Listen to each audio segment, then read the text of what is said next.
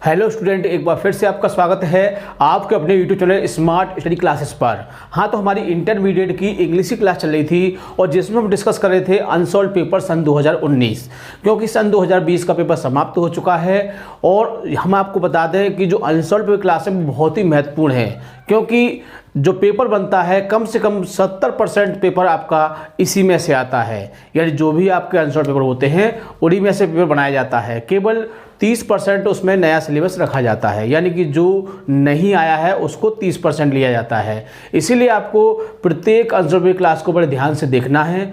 और आज हम डिस्कस कर रहे हैं इसका सेट नंबर 5 316 डी के। तो बहुत ही अच्छा सेट है, इसमें भी काफ़ी क्वेश्चन आपको सन 2021 में देखने को मिलेंगे।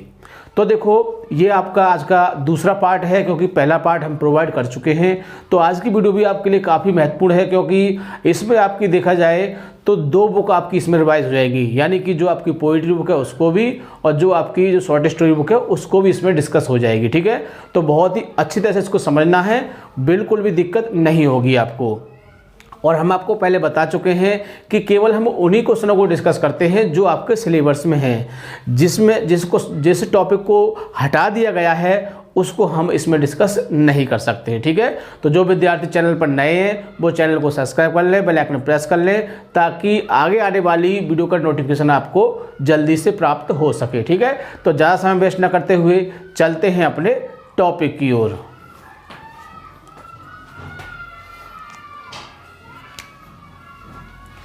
क्लास 12th इंग्लिश, यानी कि 12th क्लास की इंग्लिश की क्लास चल रही थी और जिसमें चला था आपका अनसॉल्व पेपर सन 2019, क्योंकि सन 2020 का पेपर हमने पूरा समाप्त करा दिया है। जितने भी सेट थे उसके सभी सेटों को हमने करा दिया है, जिसमें आपका टोटल सेट आपके जो 7 होते हैं तो उसमें सभी को करा दिया है। और इस समय चल रहा है आपका सन 2019 का सेट। तो देखो, इसमें भी सेट नंबर आपका 5वां चल रहा है, यानी 4 सेट आपके समाप्त हो चुके हैं और ये 5वें सेट का आपका दूसरा पार्ट है।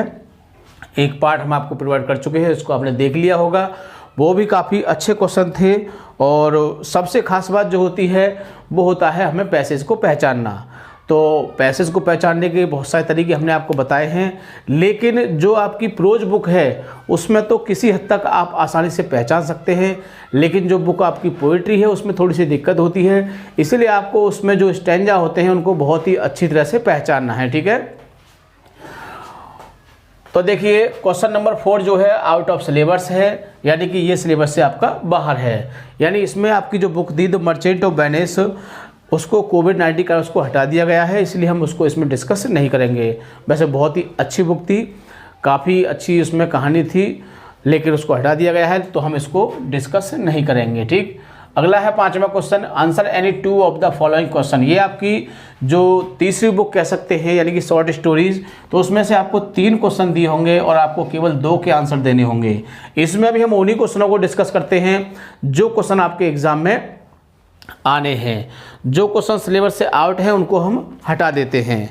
तो देखिए, इसमें जो क्वेश्चन है आपके 3 क्वेश्चन आते हैं, हमने ए और बी को ही डिस्कस किया है। रीजन जो तीसरा वाला क्वेश्चन है वो आउट ऑफ सिलेबस है, यानी कि वो उस चैप्टर से है जो चैप्टर आपका हटा दिया गया है। ठीक है, तो देखिए पहला क्वेश्चन क्या है देख लेते हैं। इसमें हम इसमें आंसर को ही डिस्कस करते हैं, क्वेश्चन को हम नहीं लिखते हैं, ताकि बोर्ड पर फिर मैटर आएगा नहीं, दिक्कत होगी। तो हम क्वेश्चन को इसमें से पढ़ देते हैं। वाई डिड शंकु put the watch on the table, यानी कि भाई मिस क्यों डिड शंकु ने पुट माने रख दिया, द वॉच माने घड़ी को, ऑन द टेबल माने मेज पर, यानी कि शंकु ने घड़ी को मेज पर क्यों रख दिया। तो देखो, अगर हम जनरली कहें तो शंकु ने उस घड़ी को मेज पर वापस रख दिया क्योंकि वह बहुत डरा हुआ था और वह अपने फ्यूचर के बारे में सोच रहा था कि यदि मैं पकड़ा जाऊंगा तो मुझे नौकरी से निकाल दिया जाएगा और लोग मुझे चोर कह के बुलाएंगे। इस तरह से वो बहुत ही डरा हुआ था और उसे पुलिस का भी डर था कि पुलिस मुझे पकड़ लेगी। तो इस तरह से काफ़ी दिक्कत थी, तो उस कारण उसने उस घड़ी को वापस रख दिया। तो इन्हीं बातों को आपको नियम अनुसार सेंटेंस के रूप में लिखना है और बहुत ही आसानी से आपका आंसर हो जाएगा। तो देखिए, आंसर देख लेते हैं। शंकु put the watch back on the table. देखो, हमने बताया ना, हम जो क्वेश्चन का आंसर लिखवाते हैं वो जो आंसर होते हैं हमारे क्वेश्चन डिपेंड होते हैं। यानी कि क्वेश्चन बेस पर होते हैं, जैसा क्वेश्चन दिया हुआ है उसी बेस पर आंसर लिखा जाता है। और ऐसे क्वेश्चनों के आंसरों को बहुत ज़्यादा लाइक किया जाता है, बहुत ही अच्छे माने जाते हैं और मार्क्स भी उन पर बहुत अच्छे मिलते हैं। ठीक है, तो इस वजह से आपको जो भी आंसर लिखना है वो इसी ट्रिक से लिखोगे, इसी तरीके से लिखोगे। भले ही आपको आंसर याद ना हो और आंसर को आप बना के लिख रहे हो, तो आपको इसी कंडीशन से लिखना है, क्वेश्चन बेस से लिखना है, जिससे कि जो आंसर देखने में अच्छा लगता है और एग्जामिनर की समझ में भी आसानी से आ जाता है। तो इस तरह से बहुत ही अच्छा टॉपिक है ये, और ये आपका 10 मार्क्स का आता है। कितने का? 10, यानी कि इसमें 2 क्वेश्चन दिए होते हैं जो 5-5 नंबर के होते हैं। तो देखा जाए तो 10 नंबर का ये टॉपिक हो गया और 10 नंबर का ये टॉपिक हो गया आपका। तो इस तरह से टोटल आपके 20 नंबर, यानी आज की वीडियो को आप बहुत ही अच्छी तरह से देखते हैं तो मैं गारंटी देता हूं कि 20 नंबर आपके कहीं नहीं गए। ठीक है, तो शंकु put the watch back on the table, शंकु ने उस घड़ी को वापस किस पर रख दिया? मेज पर रख दिया।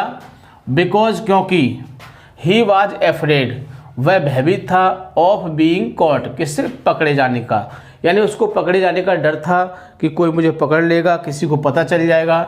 And he will be dismissed for his job, और उसको उसकी नौकरी से निकाल दिया जाएगा, ये भी उसको डर था। And the people will call him thief, और लोग उसे चोर कहेंगे इन फ्यूचर, भविष्य में, यानी वर्तमान में तो कहेंगे और बाद में उसे लोग क्या कहेंगे? चोर कहेंगे। इसलिए उसने उस घड़ी को वापस रख दिया। दूसरा क्वेश्चन है इसमें,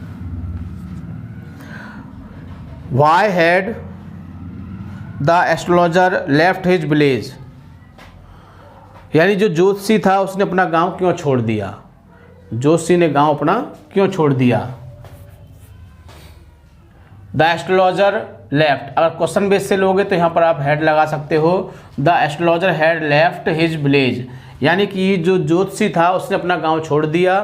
बिकॉज, क्योंकि, he killed a man in the village, क्योंकि उसने गांव में एक व्यक्ति को मार दिया था। And through him into the well, और उसे कुएं में फेंक दिया था। सो इसीलिए ही वाज फियर्ड, इसलिए वह भयभीत था। टू द पुलिस, किससे? वह पुलिस से भयभीत था कि पुलिस उसे पकड़ लेगी और उसे सजा दी जाएगी, इस वजह से उसने गांव को छोड़ दिया था। तो बहुत ही हमने इजी और सरल शब्दों के साथ लिखा है, 2-3 बार वीडियो को देख लेना, आपकी समझ में आसानी से आ जाएगा। अगला क्वेश्चन है आपका, explain with reference to the context of any one stanza, यानी कि एग्जाम में आपको 2 स्टैंजा दिए होंगे और उसमें से किसी एक स्टैंजा का आपको एक्सप्लेनेशन करना है, रेफरेंस लिखना है, कॉन्टेक्स्ट, यानी कि जो सबसे मुख्य पॉइंट होता है वो होता है आपका रेफरेंस। क्या होता है? रेफरेंस। इसलिए रेफरेंस को आपको सही लिखना है। यदि आपका रेफरेंस सही लिखा गया है तो कॉन्टेक्स्ट और एक्सप्लेनेशन तो सही हो ही जाते हैं, क्योंकि उनको लिखना थोड़ा आसान होता है। लेकिन लिखना तो इसको ही आसान होता है, लेकिन इसको पहचानना थोड़ा कठिन होता है, क्योंकि जो आपके एग्ज़ाम में स्टैंजा दिए होंगे उनको पहचानना थोड़ा कठिन होता है। इसलिए आपको उनको ठीक से पहचानना है। और पहचानने का मतलब क्या है कि पहचानने के 2 तरीके होते हैं, या तो आप उसे शब्द बेस पर पहचान सकते हो या फिर आप उसको अर्थ बेस पर पहचान सकते हो। 2 ही तरीके होते हैं, यानी कि आपने कुछ शब्दों को इंडिकेट कर लिया तो आप पहचान लोगे, जैसे इसमें लिप्स आ गया, आइज आ गया, तो समझ जाएंगे कि ये किसका है? द ट्रू ब्यूटी का है ना। तो बहुत ही आसानी से ऐसे ही आप इसको देखते हैं तो इसमें ओ नेवर मोर, अगर ये शब्द आता है, शुरू के शब्द तो जो भी है, लेकिन लास्ट में इसने ओ नेवर मोर, अगर ये शब्द आता है तो एलिमेंट का है। तो इस तरह से बहुत ही आसानी से पहचान सकते हैं। और देखो, यदि आपको इसको पहचानने में थोड़ी दिक्कत है तो प्लेलिस्ट में जाकर हमारी वीडियो को देख लेना, उसमें हमने प्रत्येक स्टेंजा को बहुत ही अच्छी तरह से समझाया है, विद अर्थ के और विद पहचान के, यानी वर्ड के बेस पर भी आप उसे पहचान सकते हैं। तो देखो, इसमें आपके दोनों ही जो स्टेंजा दिए हुए हैं वो सिलेबस में हैं, लेकिन हम केवल एक को ही डिस्कस करेंगे। पहला वाला जो है आपका ट्रू ब्यूटी का है और दूसरा वाला एलिमेंट का है। तो हम ट्रू ब्यूटी के वाले को काफ़ी बार हम डिस्कस कर चुके हैं आपके अनसॉल्व पेपर में, इसलिए आज की वीडियो में हम जो आपका सेकंड वाला है एलिमेंट, जैसे पीवी सेल ने लिखा है, इसको डिस्कस करेंगे। ठीक है, तो देखो पहचानने के जैसे कि but a smooth and fast mind, gentle thought and calm desire, hearts with equal love combined kind never dying fires, where these are not I despise lovely cheeks or lips or eyes. तो देखो तीनों word आ गए इसमें, cheeks, lips, eyes, तो बहुत ही आसानी से आप इसको पहचान सकते हो। दूसरा वाला है out of the day and night a joy has taken flight, यानी कवि का भाव है कि अब जो दिन रात में जो हमको आनंद मिलता था वो आनंद खत्म हो चुका है। Fresh spring and summer winter here, यानी कि जो हमको बसंत के मौसम में जो हवा मिलती थी वो कितनी अच्छी लगती थी, लेकिन अब वो हम कष्टदायी है। और move a faint heart with grief but the delight no more or oh never more. तो देखो ये वर्ड हमने उसमें जब वीडियो को हमने बताया था उसमें प्ले लिस्ट में जाकर देखना कि ये जो वर्ड है हम इससे इसको पहचान लेंगे। और सबसे खास बात क्या है कि इसमें आपके दो ही स्टेंजा हैं। ये जो ये एलिमेंट आपका पोएम है इसमें दो ही आपके स्टेंजा हैं, और स्टेंजा को पहचानना कोई बड़ी बात नहीं है। दोनों में अगर आपने एक एक शब्द को इंडिकेट कर लिया तो उससे आप आसानी से पहचान लोगे। ठीक है, तो सबसे पहला क्या होता है आपका रेफरेंस होता है, these lines have been taken from the poem, यानी कि ये जो पंक्तियां हैं वो नामक कविता से ली गई हैं। किससे ली गई हैं? एलिमेंट, यानी कि विलाप करना या रोना या दुखी होना। कंपोज्ड बाई पीवी शैली, और इनको पीवी शैली नामक पोइट ने इसको लिखा है, रचा है। अगला होता है कॉन्टेक्स्ट, इन दीज लाइन्स, यानी कि इन पंक्तियों में द पोइट फील्स, कवि महसूस करता है, दैट कि हिज लाइफ इज जॉयलेस, यानी कि इन पंक्तियों में बताया गया है कि कवि महसूस करता है कि उसका जो जीवन है कैसा है, जॉयलेस, यानी आनंदहीन हो गया है। द चेंजिंग लाइफ कंडीशन, जीवन की जो दशा है वो बदल गई है। Does not give him no delight, यानी कि जीवन की जो बदलती दशा है उससे उसको बिल्कुल भी आनंद नहीं मिल रहा है, बिल्कुल भी खुशी नहीं मिल रही है। एंड ही एक्सप्रेसेस, और वह प्रस्तुत करता है, हिज ओन पर्सनल सोरो, अपने व्यक्तिगत दुखों को, एंड इमोशंस, और भावनाओं को प्रस्तुत करता है। यानी कि कवि जो है इस पोएम के माध्यम से जो उसके व्यक्तिगत कष्ट हैं और उसके इमोशंस, उसकी भावनाएं हैं, भाव हैं, उनको व्यक्त करता है। सो इसीलिए ही वाज वेरी सैड, इसीलिए वो बहुत ज़्यादा दुखी है। तो समझ गए होंगे। आगे आपका एक्सप्लेनेशन, द पोएट शोज, कवि दिखाता है, द वर्ल्डली लाइफ, किसको? सांसारिक जीवन को, यानी कवि ने इसमें सांसारिक जीवन को दिखाया है अकॉर्डिंग टू टाइम, किसके अनुसार? समय के अनुसार, यानी कि जो हमारा सांसारिक जीवन होता है वो समय के अनुसार चलता है। किसके अनुसार? समय के अनुसार। समय अच्छा होता है तो अच्छा चलता है, समय बेकार है तो बेकार चलता है। और जैसे जैसे समय बीतता जाता है और व्यक्ति का जो आनंद होता है वो कम होता जाता है हर क्षेत्र में। तो ये दोनों ही पोएम बहुत बढ़िया हैं, ट्रू ब्यूटी और ये आपका एलिमेंट। ही सेज, वह कहता है, that there was a time, यानी कि एक समय था, कवि कहता है कि एक समय था, व्हेन, जब, the world was full of charm, यानी कि जो ये संसार है, जो प्रकृति है, आनंद से भरी हुई थी। कवि का भाव क्या है कि जब वो जवान थे, जब उनकी उम्र थी, तो ये ऐसा मालूम पड़ता था कि ये जो माहौल है बहुत ही अच्छा है। बट लेकिन टाइम हैज़ पास्ड अवे, लेकिन समय बीत चुका है, अब समय निकल गया है। नाउ, अब, द पोइट फील्स, कवि महसूस करता है, दैट की death is approaching him slowly, क्या, यानी कि जो मृत्यु जो है वो धीरे धीरे उनकी ओर बढ़ रही है। यानी कि कवि इस समय बूढ़ा हो चुका है और वो बुढ़ापे का ही वर्णन कर रहा है कि व्यक्ति बचपन में भी सही होता है, जवानी में भी सही होता है, जब बुढ़ापा आता है तो उसे बड़ा कष्ट फील होता है कि अब क्या होगा, कुछ दिन बाद मर जाएंगे, सब कुछ रह जाएगा जैसा का तैसा ही, और धीरे धीरे मृत्यु हमारी ओर आ रही है। तो इस बात से कवि बहुत ही ज़्यादा परेशान है, भयभीत है। सो इसीलिए हिज लेग्स आर ट्रेम्बलिंग, इसीलिए उसकी टांगें कांप रही हैं। विद वीकनेस, किससे, कमजोरी से, और कमजोरी से उसकी टांगें कांप रही हैं।